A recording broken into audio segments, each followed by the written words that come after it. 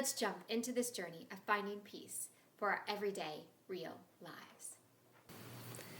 I have a desire to teach God's Word.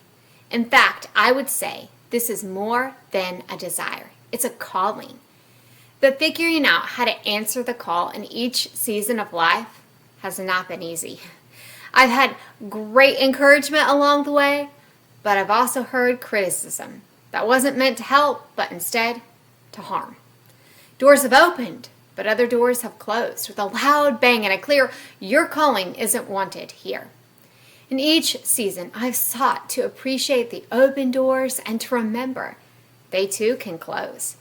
But an open door today is no guarantee to have an open door tomorrow. Now, this mindset has helped me when one season of life ends and another begins. I've remembered that though I won't be able to teach or lead in the same role that I once had, my identity never changes. And because my identity is the same and I have peace with God, I'll be okay in the next season, even when I'm not initially sure how to respond to my call in the new season. But I have to tell you again, I'm not perfect. Sometimes I forget to remember my identity, or I let my role that I have in one season tangle up with my identity. In fact, this happened not too long ago.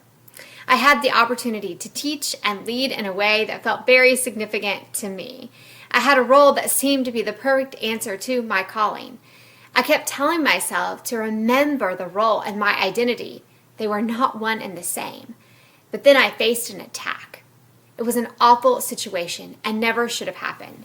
But as I processed and prayed initially and then in the months that followed, and as I worked with others through the fallout, I came to see that my role had begun to grip my identity. My identity was being masked slowly by my role. The attack would have hurt no matter what, but when I was able to separate my role from my identity, I experienced practical peace again.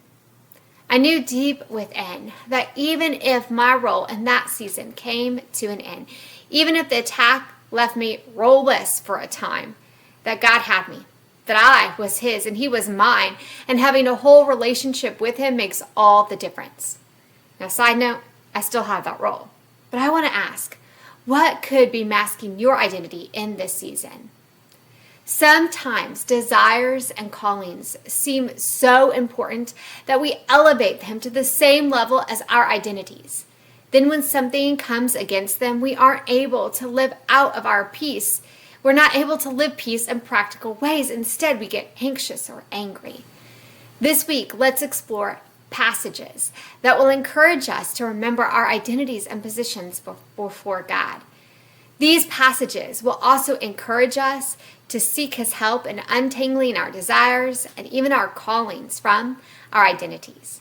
We need to untangle and devalue even good things that we have valued as much or more than our identities.